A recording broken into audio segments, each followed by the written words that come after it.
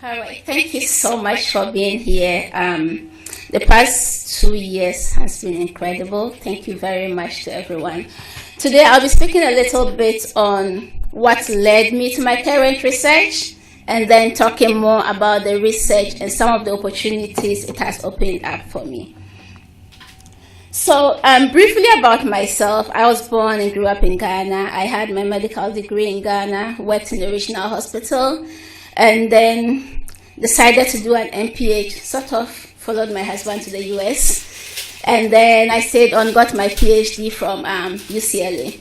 I saw the PTBi call for postdoctoral fellows in the last year of my PhD. Actually, a colleague forwarded me the call with the title, Perfect Postdoc for You. I still remember that. And I thought so too, and I applied. Long story short, 2 years down the line, it's been incredible. Thank you very much. So if you've heard me speak before, you've seen this slide several times, and I put it up once again because that was what actually motivated my current research topic. It's part of a broader interest in understanding disparities in the use and quality of maternal health services.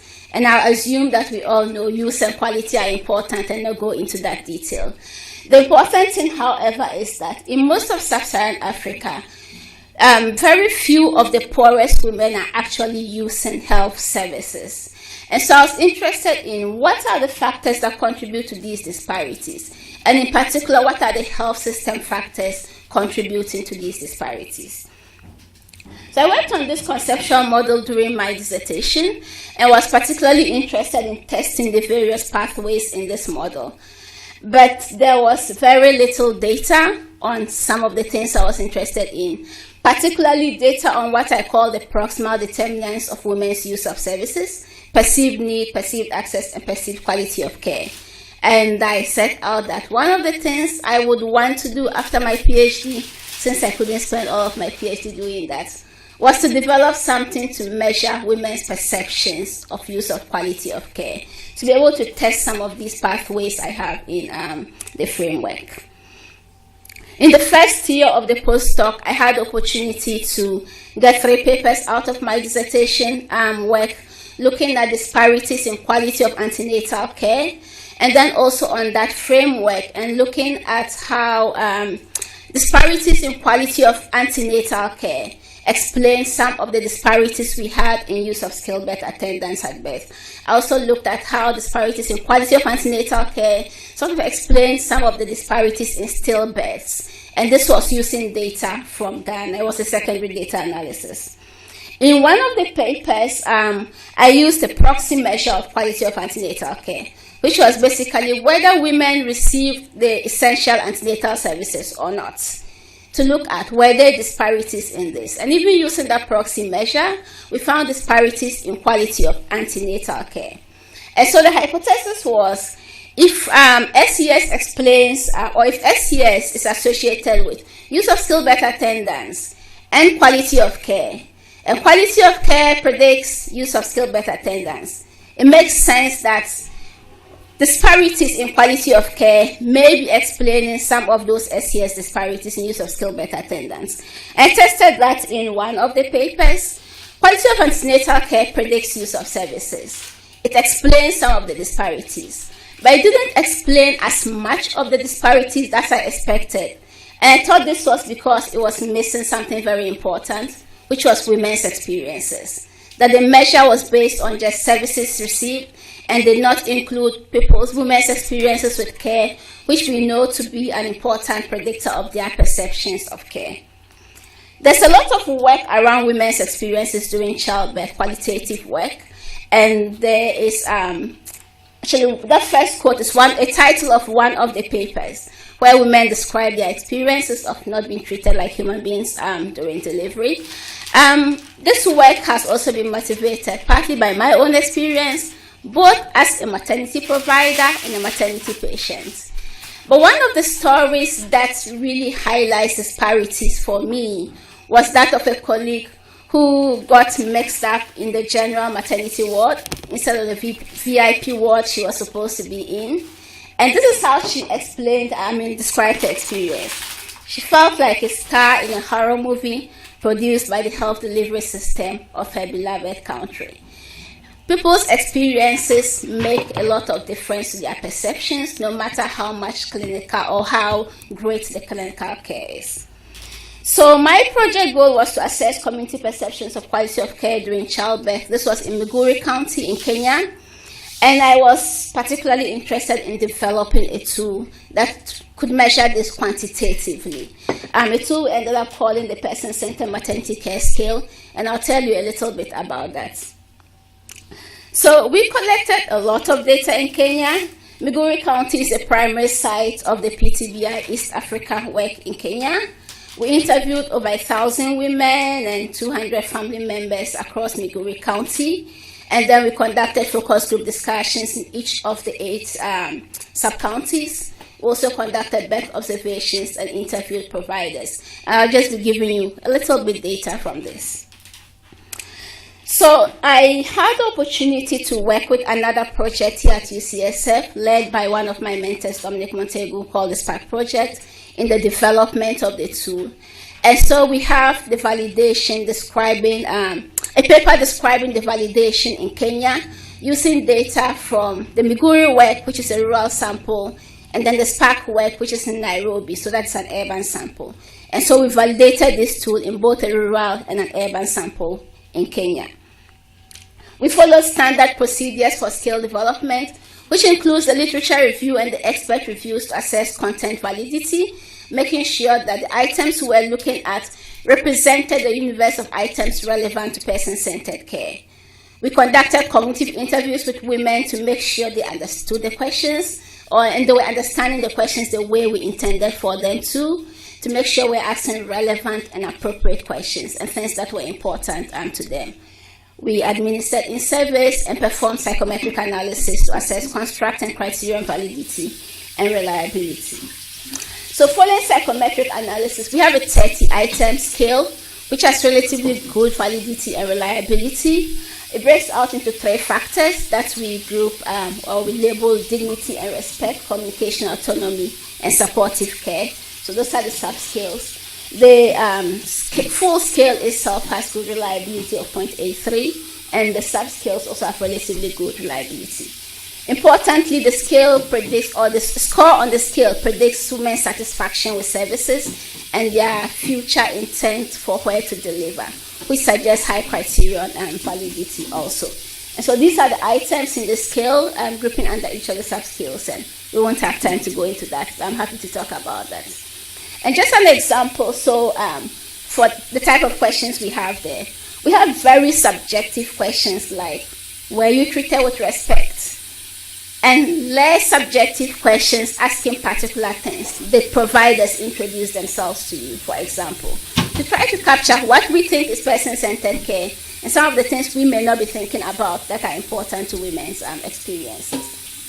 So each question is on a 4-point frequency response scale, and we can get a person-centered maternity care score by summing this. It goes from 0 to 90, where 0 is the worst possible care, and 90 is the best possible person-centered maternity care. And I will talk about how that has been used a bit. So one of the exciting things for me in the development of this tool has been that it wasn't just an academic exercise, but that I'm actually seeing the tool being used in a project, thanks to the SPARK project that is using this for the evaluation of their project. So this graph just shows the person-centered care scores across the SPARK facilities in Kenya. And that is baseline data. And it's good for the project because it shows that person-centered maternity care doesn't vary very much across their intervention and control facilities. The average for all the facilities is 60 out of 90. However, looking at the various individual items helps inform what sort of things they are focusing on for their intervention.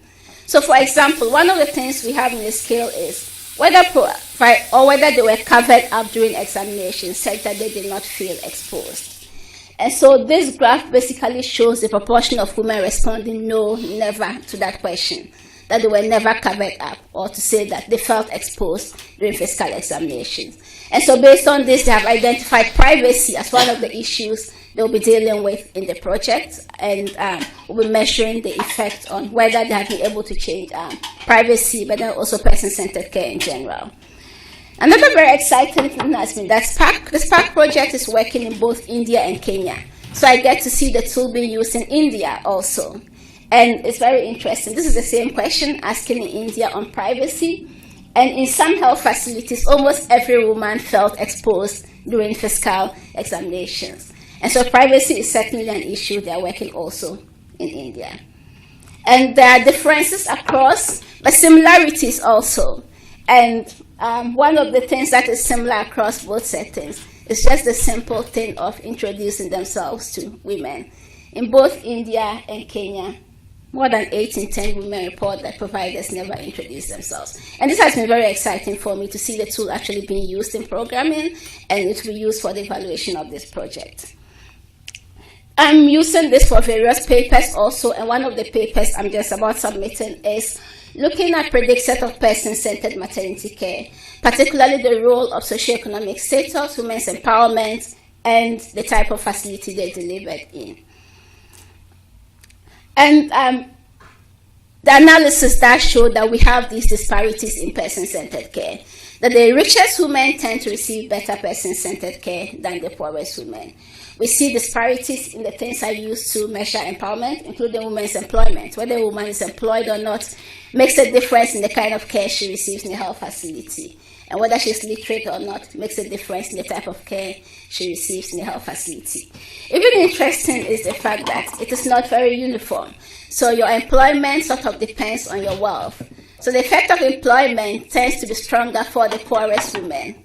So among the very poor women who are on the extreme end of the curve, employment makes a huge difference to the type of care you receive. Whereas when you go on the higher levels of wealth, employment doesn't make much of a difference. I see a similar thing for the type of facility they're delivered in. The poorest women tend to receive the worst care when they go to the higher level facilities. And there are other things that predict person-centered care. Whether you are married or not makes a difference. Your tribe makes a difference. And this variable we threw in just because a lot of the work on mistreatment relates mistreatment of women to gender-based violence in the communities. And we do find that women who experience gender-based violence tend to report lower quality care in health facility, suggesting some double traumatization when they deliver in health facilities. And quality of care, person-centered quality of care tends to be better in the lower level facilities and the private facilities than in the higher level facilities. And then also, this, I think, is just an effect of having more than one provider. The person-centered care tends to be better when the woman was assisted by more than one provider than when there was only one provider who assisted her. I control for where the interview occurred and when it occurred, because we know that the timing of the interview and the place of interviewing does influence women's reporting of their experiences in the health facility. And qualitative data suggests that we do have disparities in person-centered care.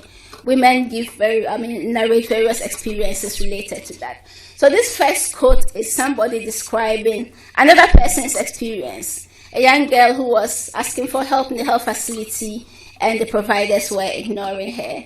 And she said, does it mean that those who have not gone to school should not be helped? They grade you, they put people in different classes, which is not good. We have women reporting that providers said directly to her, I'm not going to examine you because Luos, which is one of the tribes, are stupid people. And this last one is another person narrating her experience, where she talked about when you go to the health facility and you are poor and you don't have sanitary supplies and they don't give you sanitary supplies, sometimes you bleed on the floor. When the nurse comes, she says, what is this? So you have brought your filthy nature from home to this hospital. And it makes us not want to go back to the health facility. So the quantitative data and the qualitative data both suggest that we have these disparities in quality of care. The next step is try to look at, do these disparities actually explain the differences we have in use? Do these help explain some of the disparities we have in pregnancy outcomes in health facilities. So in summary, I think thanks to PTBi, I have been able to contribute to the literature on person-centered maternity care. We have contributed an instrument that is useful for both research, program planning, and evaluation, contributing evidence to advocate for addressing these disparities, and also providing evidence on simple things that make a difference to women's experience. And I presented some of the things on this last point during the last collaboratory. Next steps definitely involves publications, but then also sharing this data back to the community for it to be used for quality improvement. I've done some of that, and hopefully the data will be used to inform quality improvement in the county. Starting this project has opened up a lot of opportunities. I get to work with Delis on the Pronto project on integrating person-centered care into clinical simulations to make sure, increase the chances that women are receiving respectful maternity care. It's led to a care application that is submitted. We'll see how that goes. But this care application, I focus on provider stress and unconscious bias. And there are two reasons for that. The providers in the setting work under very stressful conditions. And we know that when people work in very stressful conditions, it can lead to numbing and reactivity. That affects how they interact with patients. The second one is that disrespect thrives in a culture that supports it. And individual biases can reinforce disrespect towards patients. And this is based on the fact that this is a very hierarchical society where poor women in general are treated poorly. And so providers stop to think about when they are treating people when the social hierarchy is sort of disrupted. When you meet a highly educated woman, you stop to think about what you are doing. When you stop to think about it, you are more likely to treat her with respect. And so that is why this project is focusing on provider stress and unconscious bias as a way of improving person-centered care, but also addressing the disparities we have in person-centered care. I am deeply grateful to PTBi Fellowship leadership, not just for the funding, but for the support and encouragement since starting this project to continue with it. I have had very amazing mentors who have supported me throughout the way. And everyone, the PTBi East Africa and Kenya team, the SPAC team, my team in Kenya, the women who shared their stories with us, my family that has tolerated multiple trips to India, and thank you everyone for the word of encouragement, the support every time. I'm very grateful. Thank you.